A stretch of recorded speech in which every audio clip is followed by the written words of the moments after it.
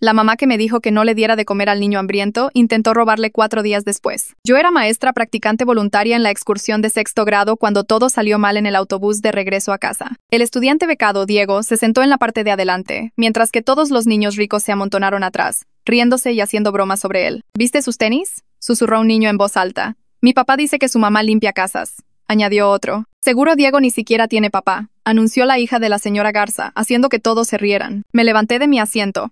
Oigan, ya es suficiente. Vamos a respetarnos. Lasra. Garza rodó los ojos desde su asiento. Ay, relájese, maestra. Son niños, así son las cosas. Quizás si no fuera tan raro, les caería bien, dijo otro padre. Los demás padres asintieron, sonriendo con suficiencia. Diego solo miraba por la ventana, fingiendo no escuchar nada. Fue entonces cuando entramos al túnel en la sierra y un estruendo masivo sacudió todo el autobús. Todos los niños gritaron mientras las rocas caían detrás y delante de nosotros, llenando el túnel de polvo. Cuando se disipó, estábamos atrapados. Ambas salidas estaban completamente bloqueadas por escombros gigantes. El conductor Gavin intentó usar su radio. No había señal. Lo mismo con nuestros celulares. No entren en pánico, anunció Lasra. Garza. Nos sacarán en 1 hora, pero pasó 1 hora. Luego 3. Al anochecer, los niños empezaron a tener hambre. Fue entonces cuando Lasra Garza sacó las cajas de pizza que habían sobrado de la comida. Comenzó a repartirlas a cada niño, saltándose descaradamente a Diego. Espere, le dije. Diego también necesita comer. Él no pagó por la comida de la excursión, dijo ella secamente. Si no pagó, no come. No podía creer lo que estaba escuchando. ¿Habla en serio? ¿Estamos atrapados y usted está preocupada por 100 pesos? Agarré una rebanada y se la ofrecí a Diego. Lasra. Garza me la quitó de la mano de un manotazo. Dije que no. Los padres de todos los demás pagaron. ¿Por qué debería él recibir un trato especial? Los otros padres la apoyaron, cruzándose de brazos. Diego sacó su mochila. Tenía botellas de agua, zanahorias pequeñas y galletas saladas. Está bien, señor. Yo traigo mi propia comida. El grupo se dividió rápidamente en 2. Todos los niños ricos y sus padres de un lado, yo, Diego y el conductor del otro. Los niños ricos sacaron papitas, dulces, refrescos y jugaban en sus teléfonos para pasar el tiempo mientras los padres insistían en que saldríamos de allí pronto. Pero estaban equivocados. Pasaron las horas y seguíamos atorados. No escuchamos perforaciones hasta el 2.º día.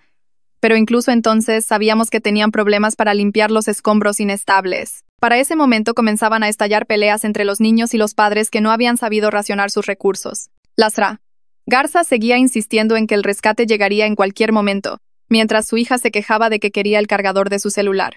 Para el 3.er día, los niños estaban demasiado hambrientos y cansados para llorar o incluso moverse. Justo cuando la esperanza comenzaba a morir, Diego se levantó, abrió su mochila y comenzó a dividir cuidadosamente todo lo que tenía en pequeñas porciones. Caminó alrededor pasándolas a cada uno de sus compañeros. Podemos hacer que esto dure. 6 mordidas y 2 tragos por día, dijo en voz baja. Vi a esos niños mimados que se habían burlado de él por no tener pizza, mirarlo de repente con respeto, escuchando sus consejos. Pero justo cuando las cosas empezaban a mejorar, en el 4.er día de estar atrapados, a Diego le dio fiebre. Todos podían escuchar lo difícil que era para él respirar. Tomemos sus raciones, sugirió Lasra. Garza con una sonrisa torcida. De todos modos, no va a sobrevivir. El resto de nosotros necesita aguantar. No podía creer lo que oía. Pero lo que pasó después me sorprendió aún más. Cada uno de los niños se interpuso entre ella y Diego, mirándola con odio. «Él nos salvó», gritó una niña. «Él compartió todo lo que tenía cuando usted ni siquiera quiso darle pizza», añadió otro niño. «Usted es una mala persona», coincidió su propia hija. Otros padres se unieron mientras el resto negaba con la cabeza, asqueados, y le decían que ya lo dejara en paz. La cara de Lasra. Garza se puso roja brillante incluso en la penumbra. ¿Se han vuelto todos locos? ¿Les dio unas gotas de agua y ahora están de su lado? Ah, ¿sí? ¿Y usted qué nos dio a nosotros? Nada, la desafié. Se quedó con la boca abierta y luego la cerró rápidamente cuando ya no pudo discutir más. Una vez que se alejó, todos los niños volvieron a sus raciones y comenzaron a ofrecerle pequeñas porciones a Diego. Una niña incluso le dio sus últimas galletas saladas. Pasé las siguientes horas usando tela húmeda para bajarle la fiebre con el agua extra que todos dieron.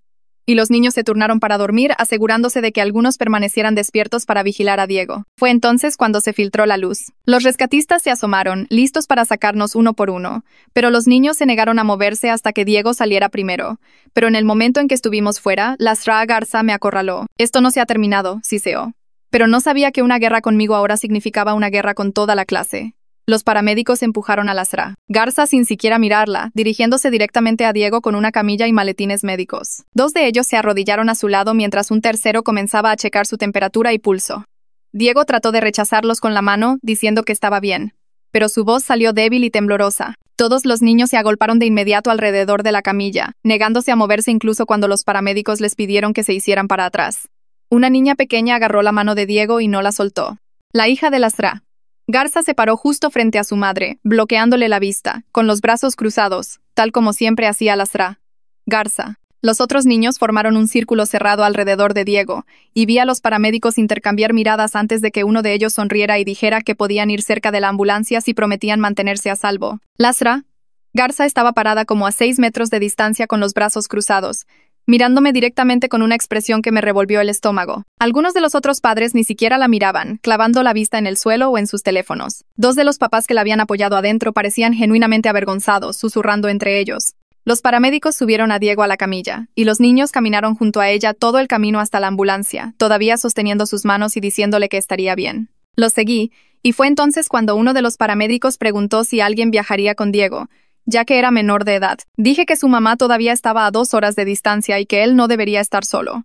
El paramédico asintió y me ayudó a subir a la ambulancia mientras los niños se despedían a través de las ventanillas. Las puertas se cerraron y comenzamos a movernos. Las sirenas sonaban. La fiebre de Diego era peligrosamente alta, según la lectura del termómetro, y vi a los 2 paramédicos trabajar rápido para ponerle una vía intravenosa en el brazo. Lo envolvieron en mantas a pesar de que estaba ardiendo, explicando algo sobre que la regulación de la temperatura de su cuerpo estaba fallando. Diego entraba y salía de la conciencia. Sus ojos se cerraban por largos momentos antes de volver a abrirse. Cada vez que despertaba un poco, murmuraba algo sobre asegurarse de que las galletas se dividieran en partes iguales, preguntando si todos habían recibido sus 2 tragos de agua. Uno de los paramédicos me miró con las cejas levantadas y le expliqué en voz baja sobre el sistema de racionamiento que Diego había creado. El paramédico negó con la cabeza y murmuró algo sobre niños valientes. La respiración de Diego sonaba áspera y dificultosa, cada inhalación requería un esfuerzo visible. La 4ª bolsa de suero colgaba sobre él, goteando fluidos en su brazo mientras los paramédicos monitoreaban sus signos vitales en una pequeña máquina que pitaba constantemente. Sostuve la otra mano de Diego, la que no tenía la vía, y traté de decirle que todo estaría bien ahora. Apretó mis dedos débilmente antes de que sus ojos se cerraran de nuevo. La ambulancia pasó por un bache y el equipo traqueteó, pero los paramédicos se mantuvieron enfocados en mantener estable a Diego. Llegamos al hospital y de repente todo se convirtió en un borrón de movimiento. El personal de urgencias rodeó a Diego en el segundo en que entramos por las puertas. Al menos 5 personas en batas médicas rodeando la camilla. Se lo llevaron rápidamente, gritando términos médicos que no entendí, y una enfermera me guió hacia la sala de espera. Me quedé allí sintiéndome perdida e inútil mientras desaparecían detrás de unas puertas dobles. Otra enfermera se acercó con una tabla con papeles pidiéndome mi información de contacto y mi relación con el paciente. Le expliqué que yo era su maestra practicante de la excursión, que su madre estaba en camino, pero que todavía tenía un largo viaje por delante. La enfermera anotó todo cuidadosamente. Luego me pidió que describiera lo que sucedió. Le di la versión básica sobre el colapso del túnel y que Diego se enfermó el 4º día. Me trajo una botella de agua y una manta térmica, envolviéndola alrededor de mis hombros aunque no me había dado cuenta de que tenía frío. Mis manos temblaban cuando intenté abrir la botella de agua. La enfermera tuvo que ayudarme a girar la tapa. Me senté en una de esas incómodas sillas de plástico de la sala de espera y me quedé mirando el suelo, sin saber si temblaba por el frío del túnel o por todo lo que acababa de pasar. Las luces fluorescentes se sentían demasiado brillantes después de 5 días en la tenue iluminación de emergencia. Otras personas en la sala de espera me miraban, probablemente porque me veía sucia y agotada, todavía cubierta de polvo del túnel. Me apreté más la manta y tomé pequeños sorbos de agua, tratando de que mis manos dejaran de temblar. Fue entonces cuando escuché pasos fuertes y levanté la vista para ver a Gavin caminando hacia mí. Se sentó en la silla a mi lado con un suspiro cansado, y pude ver el agotamiento escrito en todo su rostro. Gavin me dijo que ya había dado su declaración al coordinador de rescate sobre lo que pasó en el túnel. Se aseguró de que supieran exactamente cómo actuó Lasra.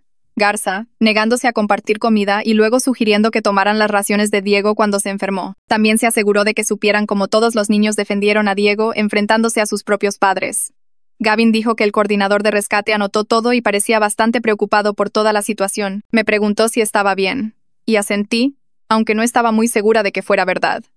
Nos sentamos allí en silencio por unos minutos, ambos demasiado cansados para hablar mucho. Entonces las puertas de la sala de espera se abrieron de golpe y una mujer entró corriendo, sus ojos buscando frenéticamente hasta que se posaron en mí. La mamá de Diego parecía aterrorizada, su rostro surcado de lágrimas, y justo detrás de ella venía un hombre alto que después supe que se llamaba Javier. Se apresuraron y la mamá de Diego me tomó de las manos, preguntando dónde estaba su hijo y si estaba bien. Me levanté y le expliqué todo lo más calmadamente que pude, comenzando con el colapso del túnel y repasando los 5 días. Su rostro pasó por tantas emociones mientras hablaba: miedo cuando describí el colapso y el estar atrapados, Gratitud cuando expliqué cómo Diego compartió su comida con todos, y luego pura ira cuando llegué a la parte en que Garza se negó a compartir la pizza y luego sugirió que tomaran las raciones de Diego. Sus manos se apretaron alrededor de las mías, y Javier le puso una mano en el hombro, su propio rostro ensombrecido por la ira. Ella me pidió que repitiera la parte sobre Garza queriendo quitarle la comida a su hijo enfermo, como si no pudiera creer lo que oía. Lo repetí palabra por palabra, viéndola procesar la crueldad de aquello. Javier dijo algo entre dientes, una grosería que no alcancé a oír, pero su tono dejó claro que estaba furioso. La mamá de Diego me agradeció una y otra vez por defender a su hijo, por asegurarme de que no estuviera solo en esa ambulancia. No dejaba de decir que ella debería haber estado allí, que debería haberlo protegido. Le dije que Diego protegió a todos los demás, que él fue la persona más valiente en ese túnel. Eso pareció ayudar un poco. Nos sentamos todos juntos a esperar y Javier mantuvo su brazo alrededor de la mamá de Diego mientras ella lloraba en silencio sobre su hombro. Quizás 20 minutos después, un médico con bata azul salió por las puertas dobles y llamó el nombre de Diego. Todos nos levantamos de un salto y corrimos hacia él. El médico sonrió y dijo que Diego estaría bien, pero que necesitaba quedarse toda la noche en observación y con suero intravenoso. La fiebre había estresado su cuerpo y estaba severamente deshidratado, pero con el tratamiento adecuado se recuperaría por completo.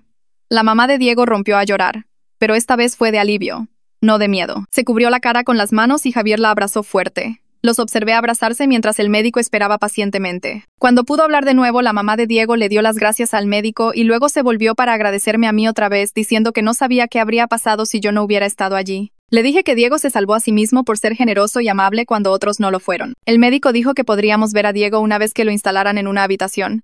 Más personas llegaron al hospital unos 30 minutos después. Reconocí a la directora Campos de inmediato, y la mujer mayor con ella tenía que ser la superintendente de la zona escolar por lo oficial que se veía. Ambas parecían agotadas y serias, probablemente por lidiar con la operación de rescate y los padres preocupados todo el día. La directora Campos me vio en la sala de espera y se acercó, preguntando si podíamos hablar en privado unos minutos.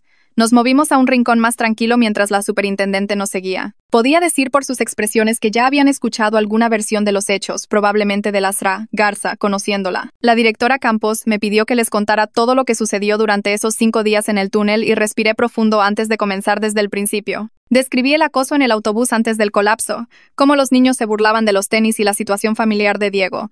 Luego expliqué el colapso del túnel, el pánico y cómo Garza sacó la pizza sobrante y se negó a darle a Diego porque su madre no había pagado la comida de la excursión. La directora Campos anotaba todo en una pequeña libreta mientras yo hablaba. Les conté cómo Garza me quitó la rebanada de pizza de la mano de un manotazo, cómo el grupo se dividió en 2 bandos, cómo Diego compartió sus provisiones cuidadosamente racionadas con todos en el tercer día. La mandíbula de la superintendente se tensaba cada vez más mientras describía el creciente hambre y agotamiento de los niños. Luego llegué al 4.º día, cuando a Diego le dio fiebre y Garza sugirió tomar sus raciones. Expliqué cómo cada uno de los niños se interpuso entre ella y Diego, cómo la llamaron mala persona y se negaron a dejarla acercarse a él. La superintendente pareció realmente impactada en esa parte, sus ojos se abrieron de par en par. Terminé describiendo cómo los niños insistieron en que Diego fuera rescatado primero, y cómo habían cambiado completamente su actitud hacia él. La directora Campos dejó de escribir y me miró, haciendo preguntas específicas sobre los tiempos y quién más presenció estos eventos.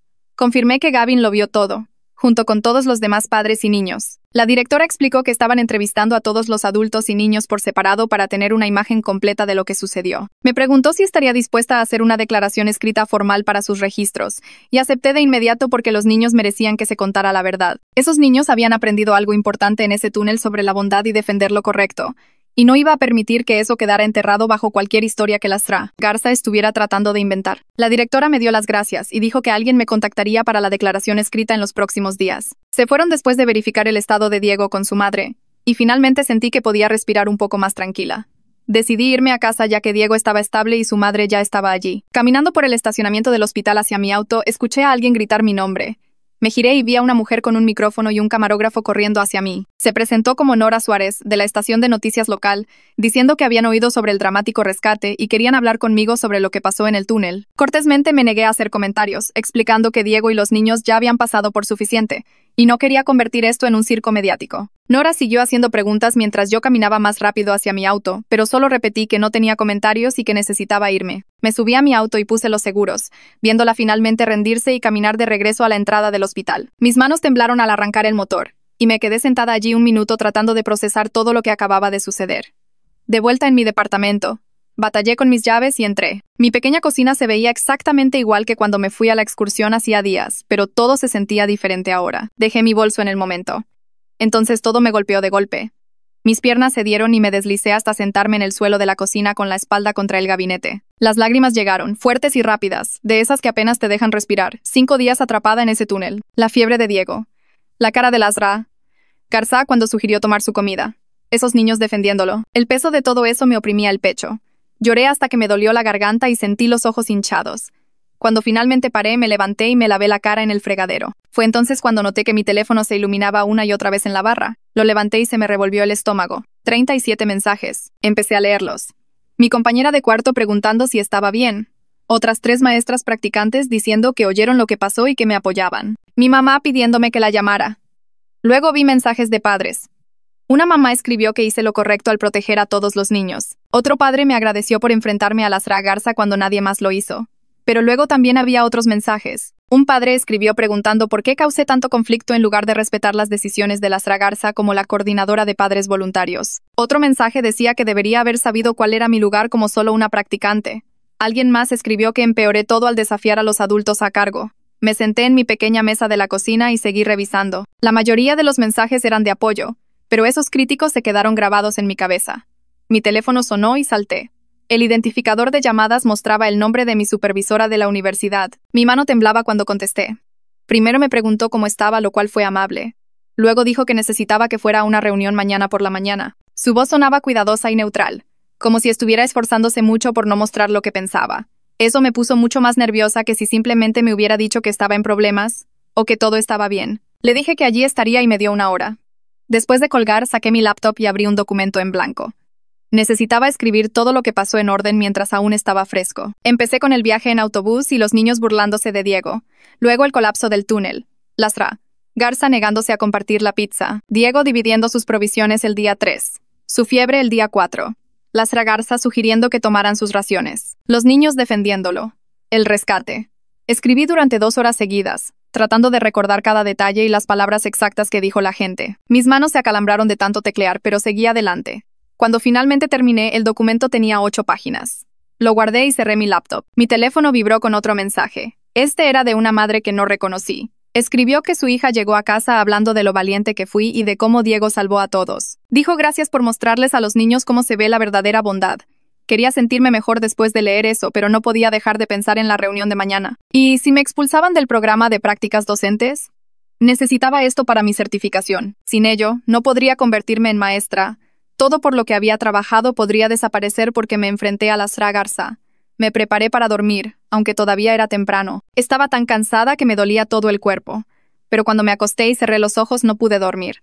Mi cerebro seguía reproduciendo momentos del túnel. La cara de Diego cuando Lasra Garza me quitó la pizza de la mano. Los niños debilitándose y callándose cada día más. La sonrisa de Lasra Garza cuando sugirió tomar la comida de Diego. Pero luego recordé a los niños levantándose. Cada uno de ellos interponiéndose entre Diego y los adultos. Incluso la propia hija de Lasra Garza llamándola mala persona. Esos niños aprendieron algo importante en ese túnel. Aprendieron que tener dinero no te hace mejor que nadie.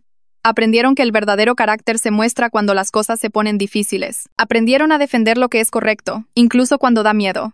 Pensé en Diego compartiendo sus provisiones cuidadosamente racionadas con niños que se habían estado burlando de él apenas unos días antes. Podría haberse guardado todo para él. Nadie lo habría culpado. Pero no lo hizo. Se aseguró de que todos tuvieran algo. Eso es valentía. Eso es generosidad. Pasara lo que pasara mañana en la reunión, había valido la pena ver a esos niños aprender esa lección. Finalmente me dormí alrededor de las 3 de la mañana. Mi alarma sonó demasiado temprano. Me vestí con mi ropa más profesional y conduje al campus. La universidad se veía igual que siempre. Pero yo me sentía como una persona completamente diferente caminando por el estacionamiento. La oficina de mi supervisora estaba en el edificio de educación, en el 3er piso. Toqué y me dijo que entrara. Señaló la silla frente a su escritorio y me senté. Me pidió que le contara todo lo que pasó desde el principio. Respiré profundo y empecé a hablar. Le conté sobre el acoso en el autobús antes del colapso. Sobre Lasra Garza sacando la pizza y negándose a darle a Diego porque su madre no había pagado. Sobre el grupo dividiéndose en 2 bandos. Sobre Diego compartiendo sus provisiones el día 3. Sobre su fiebre y la sugerencia de Lasra Garza de tomar sus raciones. Sobre los niños levantándose y negándose a dejar que nadie se le acercara. Mi supervisora escuchó sin interrumpir. Tomaba notas en una pequeña libreta. Cuando terminé, dejó su pluma y me miró. Dijo que el distrito escolar había solicitado que me retiraran temporalmente de las prácticas docentes mientras duraba la investigación. Se me cayó el estómago tan rápido que me sentí mareada. Esto podría arruinar toda mi certificación docente. Mi supervisora debió ver mi cara porque rápidamente añadió que era el procedimiento estándar cuando hay cualquier tipo de incidente. Dijo que ella personalmente creía que había actuado apropiadamente y que se aseguraría de que eso estuviera en su informe. Pero por ahora no podía volver al salón de clases hasta que la investigación estuviera completa. Asentí porque no confiaba en mi voz. Me dijo que fuera a casa y descansara. Me llamaría tan pronto como supiera algo. Me levanté y de alguna manera logré salir de su oficina sin llorar. El camino de regreso a mi auto pareció eterno. Entré y me quedé sentada allí un minuto. Luego revisé mi teléfono. 3 mensajes nuevos. El primero era de un papá agradeciéndome por proteger a su hijo durante la crisis. El segundo era de una mamá disculpándose por no haberse enfrentado ella misma a la Sra. Garza cuando todo estaba sucediendo. El tercero era de otro padre diciendo que su hija no había dejado de hablar de cómo defendía a Diego. Leí los 3 mensajes 2 veces. Luego conduje a casa y pasé el resto del día tratando de no pensar en mi futuro. Pasaron 2 días. Me quedé principalmente en mi departamento haciendo tareas y tratando de distraerme. Entonces sonó mi teléfono. Era la directora Campos. Me preguntó si podía ir a la escuela. Varios niños estaban siendo entrevistados sobre lo que pasó en el túnel y estaban pidiendo que yo estuviera allí. Explicó que estaban nerviosos de hablar con adultos con autoridad. Tenerme presente podría ayudarlos a sentirse lo suficientemente seguros para decir la verdad. Dije que sí de inmediato. Me dio 1 hora para la mañana siguiente. Llegué a la escuela 15 minutos antes. La oficina principal se veía exactamente igual que antes de la excursión. La secretaria me sonrió y señaló hacia el pasillo. Fue entonces cuando vi a Diego. Estaba parado junto al bebedero, luciendo cansado pero saludable. Cuando me vio, su rostro se iluminó con una pequeña sonrisa. Saludó con la mano. Le devolví el saludo. Entonces, de repente, estaba rodeada de niños. Todos empezaron a hablar al mismo tiempo sobre lo asustados que estaban en el túnel y lo contentos que estaban de que todos estuvieran a salvo. Se apretaron a mi alrededor como si necesitaran asegurarse de que yo era real. La directora Campos apareció y suavemente movió a los niños de regreso al área de espera. Me llevó a su oficina. Una mujer con ojos amables y una tabla con papeles se levantó cuando entramos. La directora Campos la presentó como la doctora Alicia Méndez, una psicóloga infantil. Estaba allí para asegurarse de que el proceso de la entrevista no fuera demasiado difícil para los niños. Me senté en una silla en la esquina. La directora Campos explicó que debía permanecer callada durante las entrevistas, pero que los niños podían verme allí. Eso podría ayudarlos a sentirse más cómodos. Entró el primer niño, un chico llamado Bruno que había sido uno de los más ruidosos burlándose de Diego en el autobús.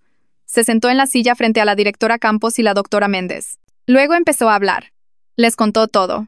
Sobre las bromas en el autobús. Sobre la Sra. Garza negándose a compartir la pizza. Sobre Diego dividiendo sus provisiones. Sobre la Sra. Garza sugiriendo que tomaran la comida de Diego cuando se enfermó. Sobre todos los niños levantándose para detenerla.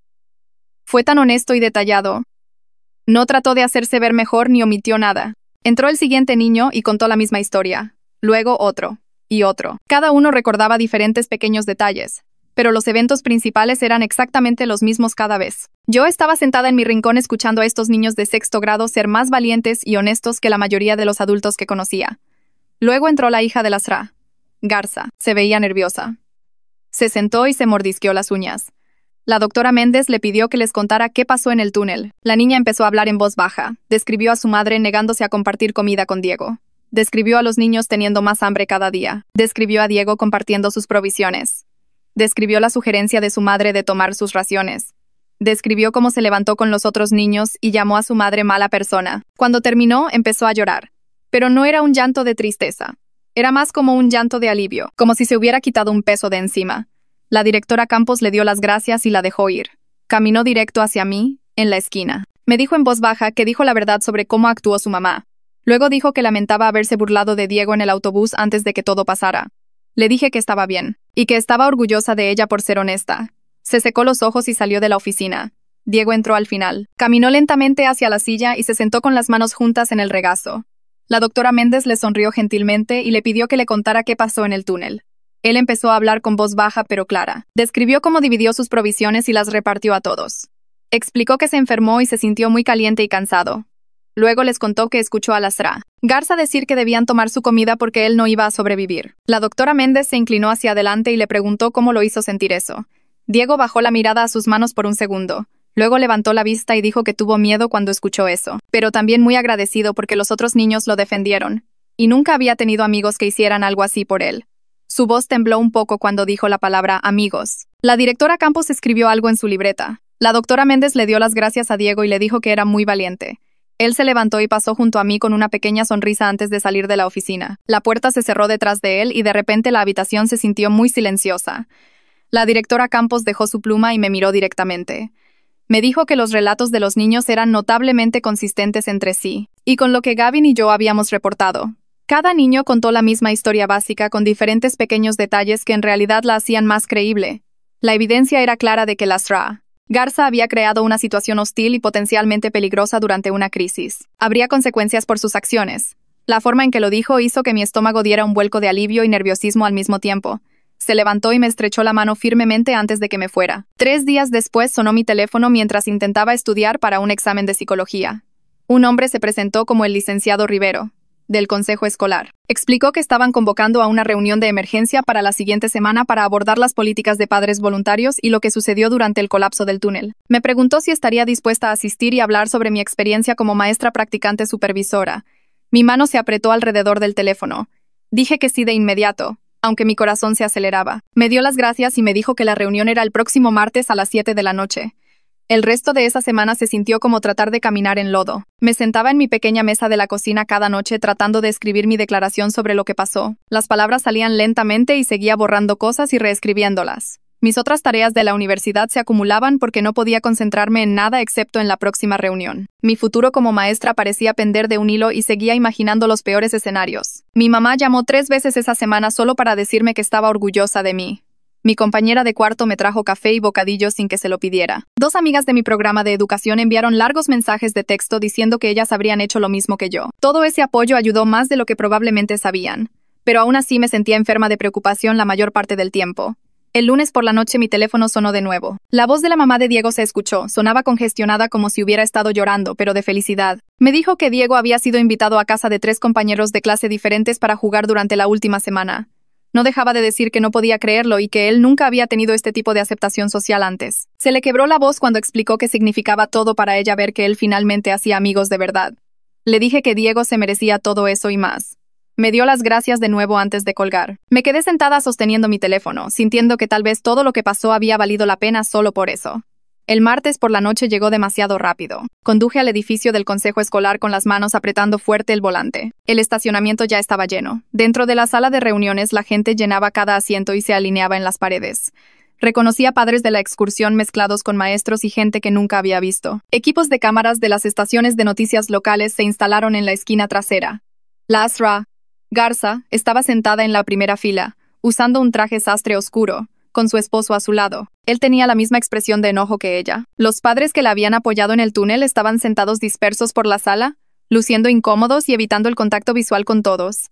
Encontré un asiento cerca del centro y traté de calmar mi respiración. Los miembros del consejo escolar entraron y tomaron sus asientos en la larga mesa del frente. El licenciado Rivero se sentó en el centro y dio inicio a la reunión. La directora Campos se levantó primero para presentar los hallazgos de la investigación. Tenía una gruesa carpeta de papeles frente a ella. Comenzó a leer los testimonios de todos los niños con cuidadoso detalle. Luego cubrió lo que Gavin había reportado y lo que yo había dicho y lo que los otros adultos presentes habían presenciado. Cada pocos minutos hacía una pausa y un miembro del consejo hacía una pregunta. Cuando llegó a la parte en que la SRA Garza sugirió que tomaran las raciones de Diego mientras estaba enfermo con fiebre, las caras de varios miembros del consejo cambiaron. A una mujer literalmente se le cayó la mandíbula. Un hombre negó lentamente con la cabeza. La consistencia de todos los relatos era condenatoria y se podía sentir cómo cambiaba el ánimo en la sala a medida que la gente se daba cuenta de que esto no era solo un desacuerdo, sino algo mucho más serio. La directora Campos se sentó y el licenciado Rivero dijo mi nombre. Me levanté con piernas temblorosas y caminé al frente. Mi declaración preparada estaba doblada en mi bolsillo, pero decidí no leerla. En lugar de eso, me concentré en lo que los niños me habían enseñado durante esos 5 días sobre el coraje, la empatía y defender lo correcto incluso cuando los adultos fallan en hacerlo. Expliqué que mi trabajo como maestra es proteger a todos los estudiantes y modelar un comportamiento ético, que es exactamente lo que traté de hacer en ese túnel. Mi voz se mantuvo firme aunque mis manos temblaban. Cuando terminé, varias personas en la audiencia asintieron. El esposo de la SRA Garza se levantó antes de que pudiera sentarme. Se presentó como su abogado y comenzó a argumentar que ella estaba tomando decisiones racionales sobre la gestión de recursos durante una crisis. Afirmó que yo había socavado la autoridad de los padres y provocado que los niños les faltaran al respeto a sus padres. Su voz se hizo más fuerte mientras hablaba. El licenciado Rivero levantó la mano para detenerlo.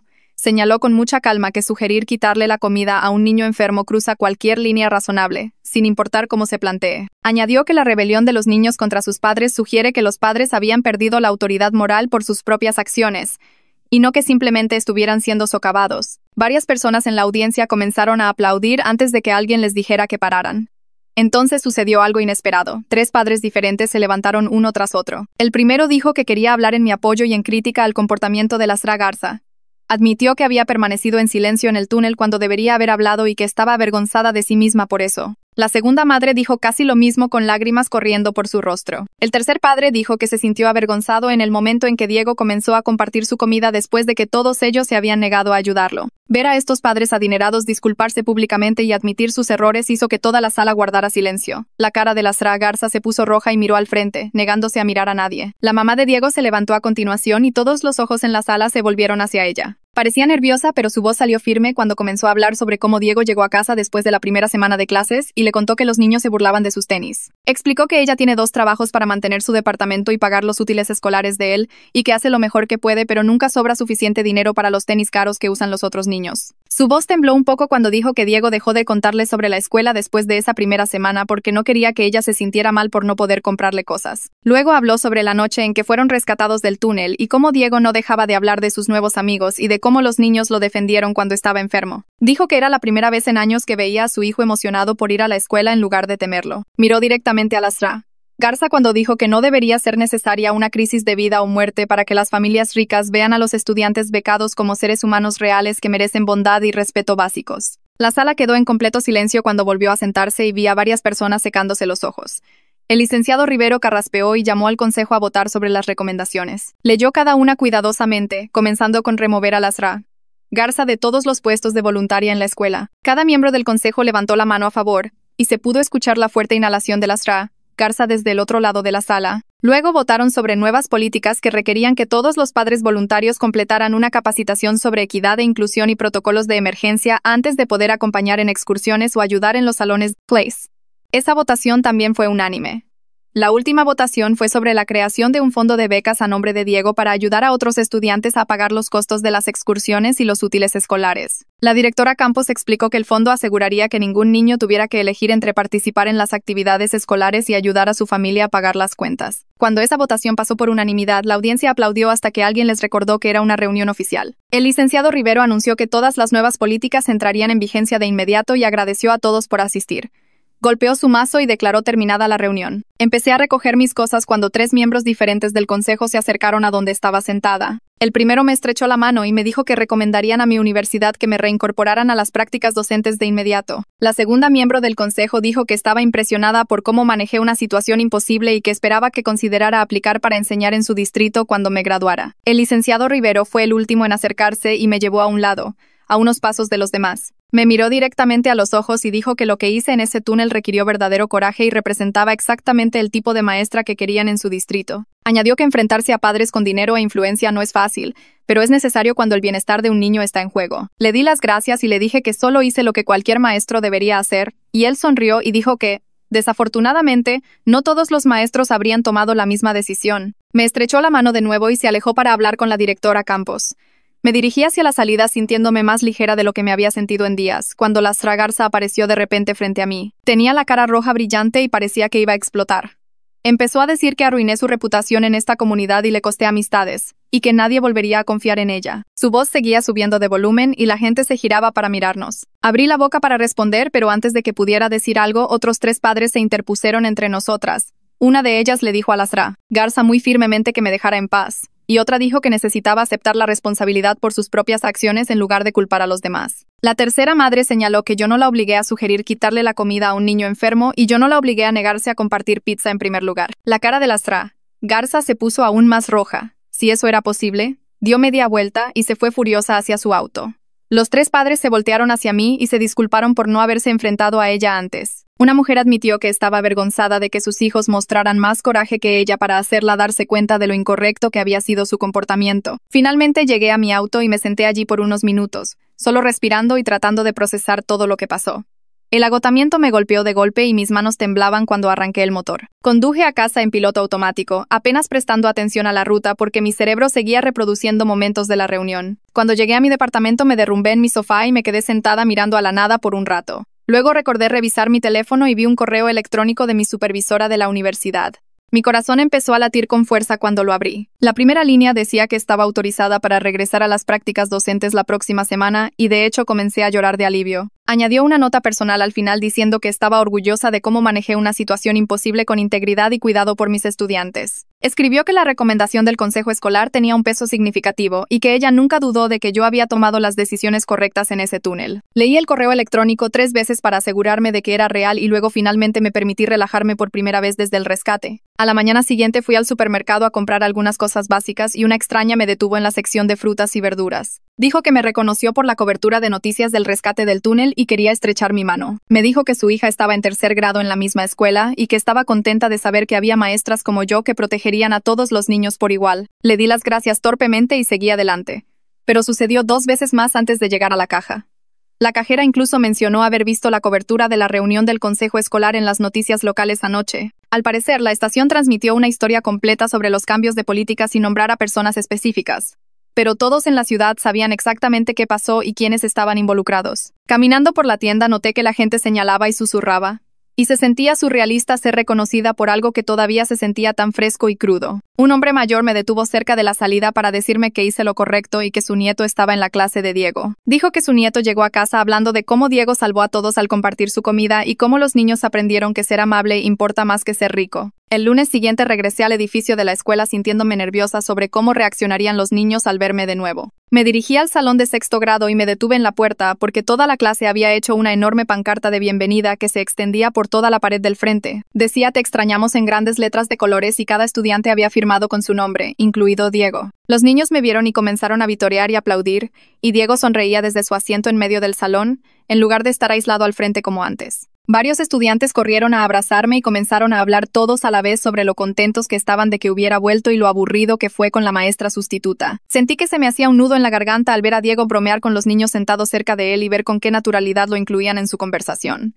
Me miró y me saludó con la mano y yo le devolví el saludo. Esto era lo que hacía que todo valiera la pena. Verlo finalmente pertenecer a un lugar en lugar de ser marginado. Mi maestra titular me llevó a un lado durante el almuerzo para hablar en privado en su salón.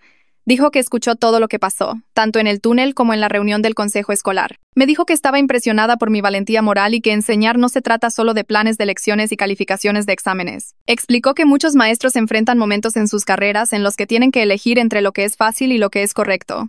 Y yo pasé esa prueba cuando realmente importaba. Añadió que llevaba 15 años enseñando y que había visto a muchos practicantes que sabían su materia pero no entendían que proteger a los estudiantes a veces significa enfrentarse a gente poderosa. Dijo que estaba orgullosa de tenerme en su salón de clases y que ya había escrito una sólida carta de recomendación para mi portafolio de certificación. Sus palabras significaron más para mí de lo que probablemente imaginaba, porque había pasado mucho tiempo preocupándome de haber arruinado mi carrera docente por confrontar a Lastra Garza.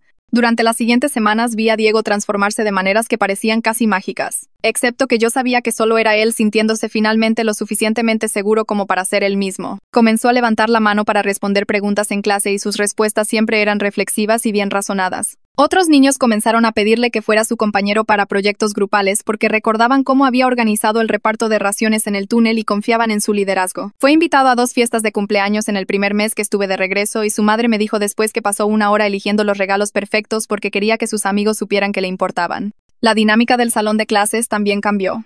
Los niños incluían naturalmente a Diego en conversaciones y juegos en el recreo en lugar de dejarlo solo. Un día vi a la hija de Lastra Garza sentada con el grupo de Diego en el almuerzo y todos se reían juntos de algo. El cambio no fue caridad ni lástima, fue amistad genuina construida sobre el respeto que se habían ganado mutuamente durante los peores 5 días de sus vidas. Una tarde después de clase, la hija de Lastra Garza se quedó atrás mientras los demás estudiantes salían para tomar sus autobuses. Se acercó a mi escritorio luciendo nerviosa y me preguntó si podía hablar conmigo 1 minuto. Le dije que por supuesto.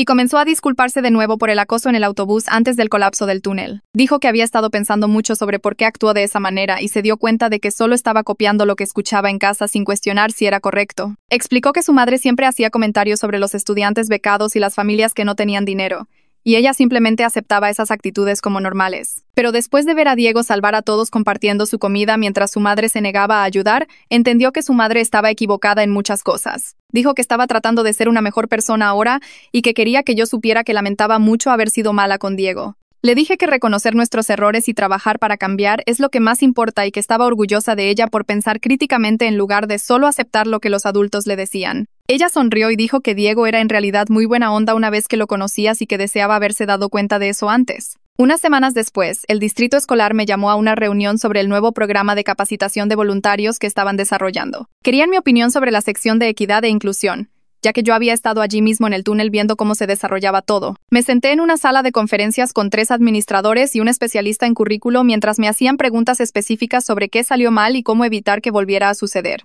Expliqué cómo las actitudes de las Garza sobre los estudiantes becados ya eran claras en el autobús antes del colapso y cómo esas actitudes se volvieron peligrosas cuando los recursos se limitaron. Tomaron notas cuidadosas y me pidieron que escribiera escenarios y preguntas de discusión que desafiaran a los voluntarios a examinar sus propios prejuicios sobre los estudiantes de diferentes entornos económicos. Al principio se sintió extraño ser tratada como una experta cuando todavía era solo una maestra practicante, pero luego me di cuenta de que mi experiencia en ese túnel me dio un conocimiento que ningún libro de texto podría proporcionar. Durante el mes siguiente, trabajé con el especialista en currículo para desarrollar ejercicios de juego de roles e indicaciones de reflexión que obligarían a los padres voluntarios a pensar en cómo tratan a todos los estudiantes, no solo a aquellos cuyas familias tienen dinero. Incluimos ejemplos reales del túnel sin nombrar a personas específicas, y nos aseguramos de que cada voluntario tuviera que firmar un acuerdo de que entendía su responsabilidad de tratar a cada niño con dignidad y respeto, independientemente de la situación financiera de su familia. El módulo de capacitación final tenía 8 páginas e incluía escenarios en video y discusiones en grupos pequeños,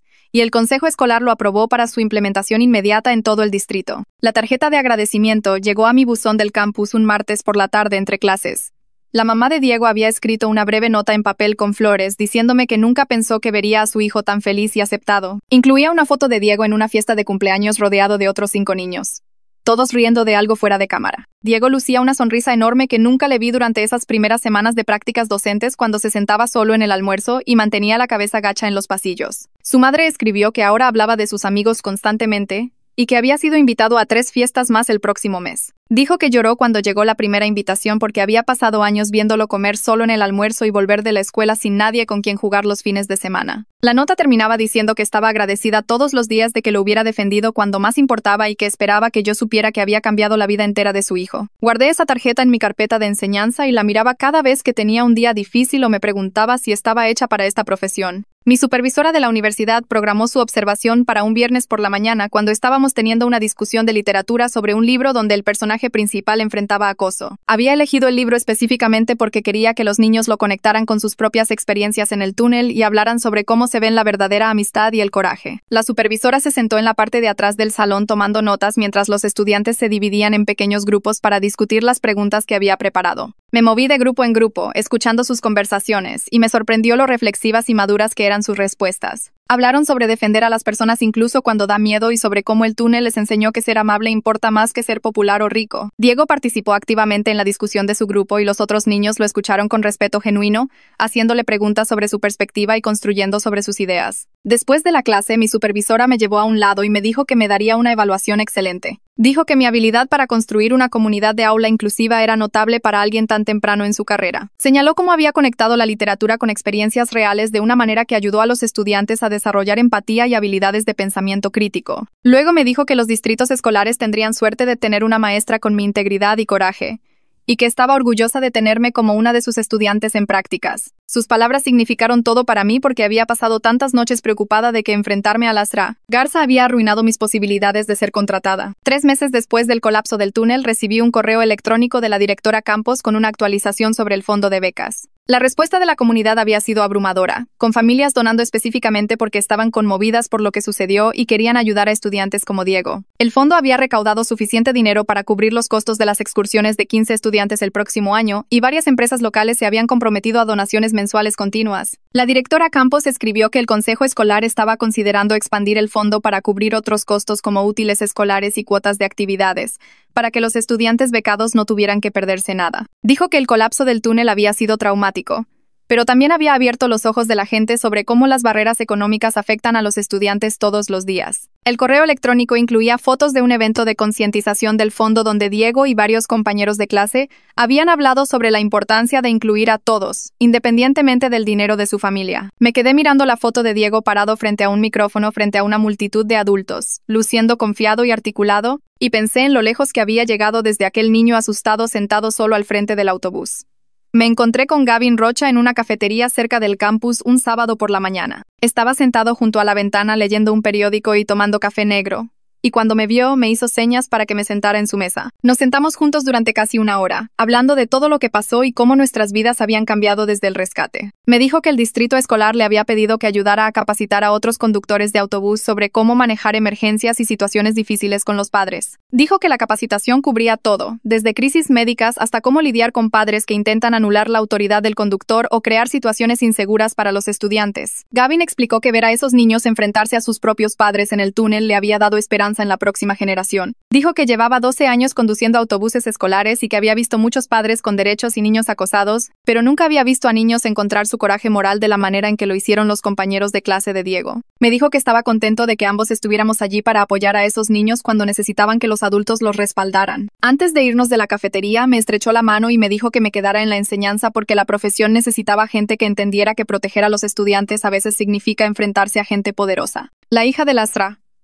Garza se unió al programa de mentores de la escuela a fines de la primavera y pidió específicamente que la emparejaran con estudiantes becados más jóvenes. Su maestra me llevó a un lado un día para contarme sobre la transformación que había presenciado. Dijo que la hija de Lasra Garza se había convertido en una de las niñas más empáticas e inclusivas de su clase.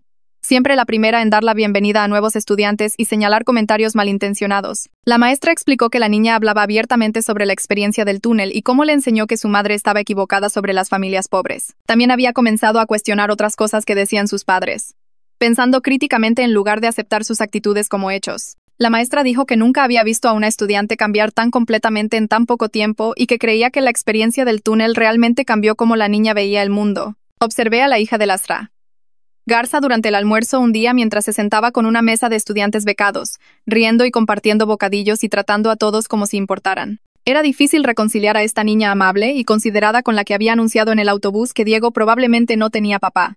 A medida que continuaba el año escolar, noté que la clase de sexto grado había desarrollado una fuerte cultura de inclusión y de defenderse mutuamente. Se llamaban la atención cuando alguien hacía un comentario clasista o excluía a otro estudiante de las actividades. Durante el recreo, los observé trabajar activamente para asegurarse de que todos se sintieran incluidos en los juegos y conversaciones. Cuando una nueva estudiante becada se transfirió a mitad de año, el grupo de amigos de Diego la invitó de inmediato a sentarse con ellos en el almuerzo y la incluyó en sus planes de fin de semana. Los niños habían aprendido algo en ese túnel que la mayoría de los adultos nunca descubren: que la bondad y el carácter importan infinitamente más que el dinero o el estatus. Vieron de primera mano cómo la generosidad de alguien con casi nada podía salvar vidas, mientras que los padres adinerados no ofrecían nada. Y esa lección se les quedó grabada de una manera que ninguna lección en el aula podría haberlo hecho. Otros maestros comentaron lo inusual que era tener una clase de sexto grado sin prácticamente nada de acoso o dramas de jerarquía social. Y yo sabía que era porque estos niños habían experimentado algo que los obligó a examinar sus valores y elegir quiénes querían ser. Diego fue seleccionado para representar a la escuela en una conferencia de liderazgo de todo el distrito en abril.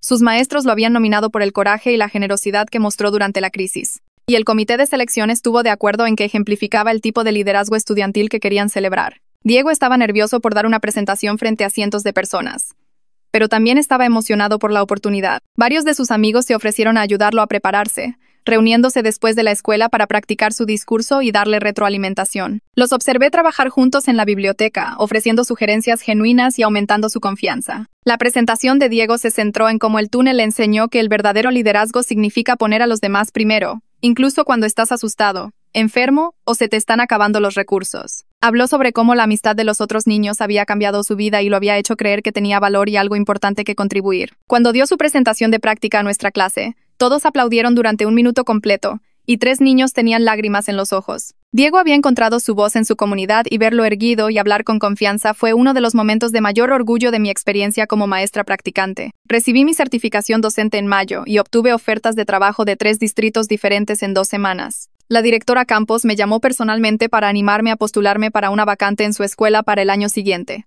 Dijo que maestras como yo eran exactamente lo que necesitaban.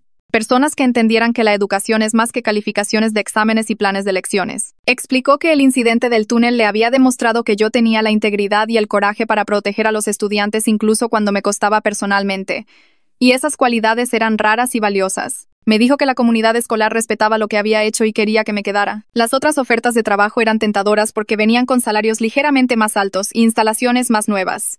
Pero seguía pensando en Diego y sus compañeros de clase y en cuánto quería seguir apoyando su crecimiento. Acepté la oferta de la directora Campos porque me di cuenta de que no solo quería enseñar en cualquier lugar. Quería enseñar en una comunidad que había demostrado que estaba dispuesta a aprender, cambiar y mejorar para todos sus estudiantes. El Consejo Escolar celebró una reunión pública en junio para reconocer formalmente a varias personas involucradas en la respuesta al túnel y sus secuelas. El licenciado Rivero me llamó al frente de la sala y me entregó un premio de servicio comunitario por mis acciones durante el colapso y mi trabajo en el desarrollo del nuevo programa de capacitación de voluntarios. Dio un breve discurso sobre cómo demostré coraje moral en circunstancias extremas y continué sirviendo a la comunidad ayudando a evitar que futuros estudiantes enfrentaran discriminación. La audiencia aplaudió y vi a Diego sentado en la tercera fila con sus compañeros de clase, todos vitoreando ruidosamente y dándome pulgares arriba. La mamá de Diego estaba sentada a su lado con lágrimas corriendo por su rostro y Gavin estaba sentado unas filas más atrás, sonriendo y aplaudiendo. Incluso algunos de los padres que habían apoyado a Lasra Garza en el túnel estaban allí aplaudiendo,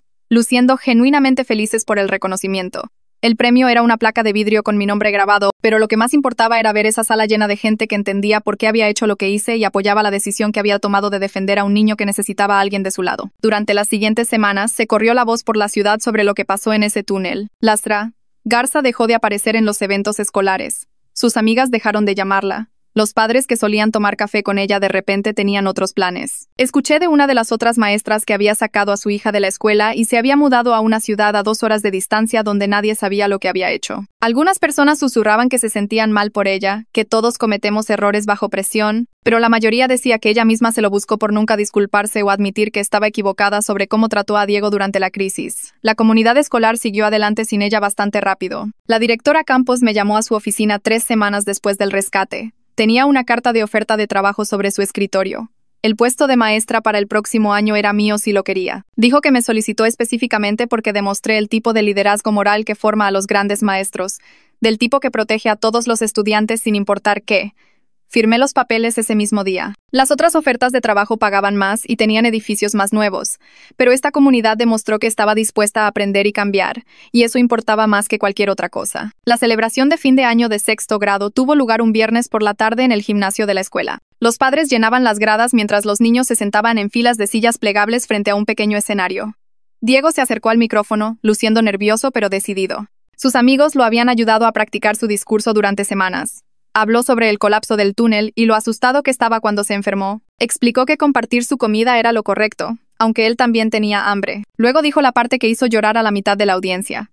Agradeció a todos los que lo defendieron cuando Lasra Garza quiso tomar sus raciones. Dijo que aprendió que la verdadera amistad significa defender a las personas incluso cuando es difícil y que la bondad importa mucho más que el dinero. ¿Quiénes son tus padres o en qué colonia vives? El gimnasio quedó en completo silencio mientras hablaba. Cuando Diego terminó y se alejó del micrófono, cada niño de esa clase de 6º grado se puso de pie de un salto, aplaudiendo. Los padres también se pusieron de pie. Vi a la hija de Lasra Garza en la tercera fila, secándose las lágrimas de la cara mientras aplaudía más fuerte que nadie. El cambio en estos estudiantes desde ese viaje en autobús hasta ahora era enorme. Pasaron de burlarse de los tenis de Diego a defenderlo con todo lo que tenían. Me sentí orgullosa sabiendo que jugué un pequeño papel en ayudarlos a crecer y ser mejores personas. La mamá de Diego organizó una fiesta de fin de año en su departamento el sábado siguiente. Invitó a todos los nuevos amigos de Diego y sus familias. Esperaba que aparecieran unas 5 o 6 personas. En cambio, 30 personas se agolparon en esa pequeña sala de estar. Padres adinerados que solían menospreciar el barrio de Diego se sentaban en el sofá comiendo tamales caseros y riendo con otros padres. Los niños corrían jugando en el pasillo. Diego estaba en medio de todo, sonriendo más grande que nunca. Su madre no dejaba de rellenar bandejas de comida y agradecer a la gente por venir. El departamento era viejo y los muebles estaban gastados, pero a nadie parecía importarle. Todos estaban felices de estar allí, celebrando a Diego y las amistades que surgieron de algo tan terrible. Javier me llevó a un lado en la cocina mientras yo iba por más servilletas. Me dijo que la mamá de Diego lloró durante más de 1 hora después de que llegó la primera invitación para jugar por correo. Se había preocupado durante años de que Diego siempre estaría solo y aislado porque no podían pagar las mismas cosas que otras familias. Dijo que el colapso del túnel fue lo más asustado que había estado en su vida, pero las secuelas le dieron a Diego algo que nunca antes había tenido. Amigos de verdad que lo querían por quien era. una comunidad que veía su valor, un lugar al que pertenecía. Ver a Diego reír con sus compañeros de clase en la sala hizo que todos esos días aterradores en el túnel oscuro valieran la pena de alguna manera. El año escolar terminó un martes a principios de junio. Pasé esa última semana pensando en cómo 5 días atrapados en un túnel colapsado cambiaron a toda esta comunidad. El fondo de becas tenía suficiente dinero para ayudar a 15 estudiantes el próximo año. Las nuevas políticas de voluntarios protegían a los niños de enfrentar alguna vez el tipo de trato que recibió Diego. Todo un grupo de niños de sexto grado aprendió empatía de una manera que ninguna lección en el aula podría haberles enseñado. Vieron de primera mano lo que significaba elegir la bondad sobre la crueldad. Experimentaron cómo la generosidad de alguien con casi nada podía salvar vidas. Aprendieron que defender lo correcto importa más que encajar con la multitud. Esas lecciones se quedarían con ellos para siempre. Empecé a prepararme para mi primer año como maestra titular en julio. La directora Campos llamó para decirme que enseñaría en 7º grado, lo que significaba que volvería a tener a Diego y sus compañeros de clase. Podría seguir apoyando el crecimiento que comenzaron. Pasé semanas planeando lecciones y organizando mi salón. Cada vez que entraba a ese salón vacío con mi nombre en la puerta me sentía emocionada y nerviosa al mismo tiempo. Esto estaba sucediendo realmente. Iba a ser una maestra de verdad con mis propios estudiantes y mi propio salón. El último día de 6º grado, Diego pasó por mi salón después de la escuela. Me entregó una tarjeta firmada por todos sus amigos. El frente tenía un dibujo de un túnel con luz irrumpiendo. Adentro, Diego escribió que le enseñé que está bien defenderse a sí mismo, que los verdaderos maestros protegen a todos sus estudiantes, no solo a los fáciles o a los ricos, que tener a alguien de tu lado cuando las cosas se ponen difíciles marca toda la diferencia. Guardé esa tarjeta en el cajón de mi escritorio, donde pudiera verla todos los días. 5 años después de nuestro colapso del túnel, la comunidad celebró una ceremonia conmemorativa en el sitio por un colapso anterior que mató a 3 trabajadores. Nuestro grupo fue invitado a hablar sobre supervivencia y fortaleza. Diego se levantó primero, más alto ahora y más confiado. Habló sobre aprender que el coraje significa ayudar a otros incluso cuando tienes miedo. Varios de sus compañeros de clase hablaron a continuación, compartiendo cómo la experiencia les enseñó a mirar más allá del dinero y el estatus para ver el verdadero carácter de las personas. Gavin habló sobre ver a niños convertirse en héroes en la oscuridad. Yo hablé al final sobre la bondad humana bajo presión y cómo la crisis revela quiénes son realmente las personas. La multitud de unas 200 personas escuchó en silencio. Cuando terminamos, aplaudieron durante mucho tiempo. Después, los padres se acercaron para agradecernos por compartir nuestra historia. Decían que sus hijos eran mejores personas debido a lo que sucedió en ese túnel. Más solidarios, menos enfocados en cosas materiales y más dispuestos a luchar contra la injusticia. La mamá de Diego estaba con Javier y observaba a su hijo estrechar manos y hablar fácilmente con personas que solían ignorarlo. El niño asustado y aislado del frente del autobús se había ido. En su lugar había un joven que sabía su valor y tenía amigos que lo valoraban. A veces, las cosas terribles conducen a buenos cambios y la gente está dispuesta a aprender de ellas. Después de que terminó la ceremonia, los padres comenzaron a acercarse a mí uno por uno. Una madre cuya hija había sido parte del grupo que se burlaba de Diego en el autobús me agarró la mano y la sostuvo con fuerza. Me dijo que su hija habla diferente ahora. Se da cuenta cuando los niños son excluidos en la escuela y de hecho gastó el dinero de su cumpleaños comprando útiles para un compañero de clase que no podía pagarlos. Otro papá dijo que su hijo dejó de pedir tenis caros y comenzó a ser voluntario en el banco de alimentos. No dejaban de decir gracias, pero sus voces temblaban cuando admitían lo aterradores que fueron esos 5 días y lo agradecidos que se sentían de que algo bueno saliera de eso de todos modos. Una madre incluso lloró mientras explicaba que sus hijos se enfrentaron a un acosador el mes pasado y le dijeron que fue porque Diego le enseñó que defender a la gente importa más que ser popular. Escuché historia tras historia sobre niños que aprendieron a ver más allá del dinero y el estatus, que se volvieron más valientes y amables, que eligieron la empatía sobre la crueldad. El año después del colapso trajo cambios que podía ver todos los días. Las calificaciones de Diego pasaron de apenas aprobar al cuadro de honor para el invierno. Sus maestros me llevaban a un lado durante los periodos de planificación para decirme que ahora participaba en todas las discusiones, levantaba la mano para responder preguntas difíciles y se ofrecía como voluntario para ayudar a compañeros con problemas en matemáticas. Se unió al consejo estudiantil y comenzó un programa de amigos de almuerzo que emparejaba a niños mayores con más jóvenes que parecían solitarios. Lo veía caminar por los pasillos rodeado de amigos, riendo de chistes y haciendo planes para el fin de semana. El niño asustado que solía comer solo en la biblioteca había desaparecido por completo. Mi propia carrera docente despegó de maneras que nunca esperé. La directora Campos me llamó a su oficina una mañana para decirme que 3 nuevos maestros pidieron específicamente observar mi clase.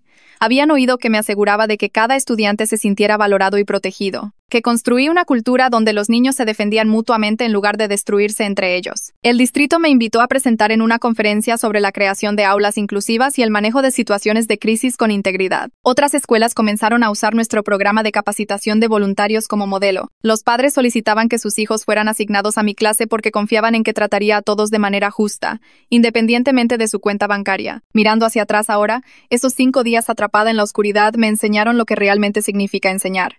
No se trata solo de planes de lecciones, calificaciones de exámenes y estándares curriculares. Se trata de mostrarles a los niños, a través de tus propias decisiones, cómo se ve el coraje cuando es difícil y da miedo. Se trata de demostrar que cada estudiante merece protección, respeto y amabilidad, sin importar qué.